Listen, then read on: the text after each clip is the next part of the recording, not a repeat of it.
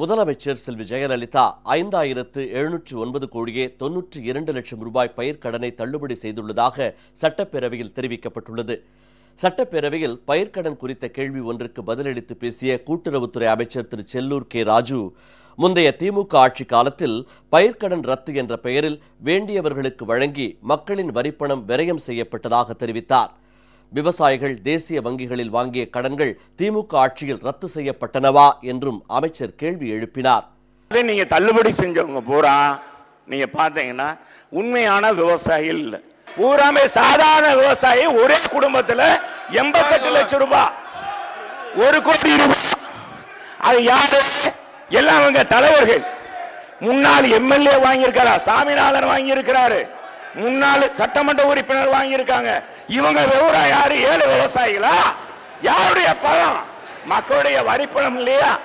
நாங்க தள்ளுபடி பண்ணி இருக்கிறது தாய் புரட்சி தலைவர் அம்மாவுடைய ஆட்சியில 5709 கோடியே 92 லட்சம் ரூபாய்.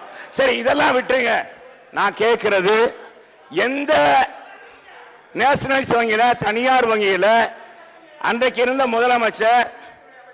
முதலமைச்சர் வந்து திமுக தலைவர் கருணாநிதி சொல்லி அவர் எந்த வங்கியில தள்ளுபடி பண்ணாங்க? எந்த வங்கியில தள்ளுபடி பண்ணாங்க? எந்த வங்கியிலும் தள்ளுபடி பண்ணல. அது மாதிரி ஏதாச்சும் இந்த வங்கியில தள்ளுபடி பண்ணாங்கன்னு சொல்லுங்க. அம்மா திட்டத்தின் மூலம் 3 கட்டமாக 50 லட்சம் பேரின் குறைகள் தீர்க்கப்பட்டுள்ளதாக சட்டப்பேரவையில் வருவாய்த்துறை அமைச்சர் திரு ஆர் பி உதயகுமார் தெரிவித்தார். மாண்புமிகு அம்மாவுடைய ஆட்சி காலத்திலே தான் மக்கள் நேரடியாக அரசை தேடி வராமல் மக்களை தேடி அரசு என்கின்ற அடிப்படையில் அம்மா திட்டத்தின் மூலமாக புரட்சித் தலைவர் இதய அம்மா அவர்கள் மனுக்களை நேரடியாக பெற்று அம்மா திட்டத்தின் மூலமாக இதுவரை 3 கட்டங்களிலே ஒரு மக்கள் குறை தீர்க்கின்ற முகாமிலே 50 லட்சம் பேர்களுடைய குறைகளை தீர்த்திருக்கின்ற முகாம் அம்மா திட்ட முகாம் என்பதை எடுத்து சொல்லி, ஆகவே இங்கே இப்போது தகுதி உள்ளவர்கள் வாங்கிக் கொண்டே இருக்கிறார்கள். இருக்கின்ற நிலுவையில் இருக்கக்கூடிய மனுக்கள் ஆய்வில் இருக்கிறது.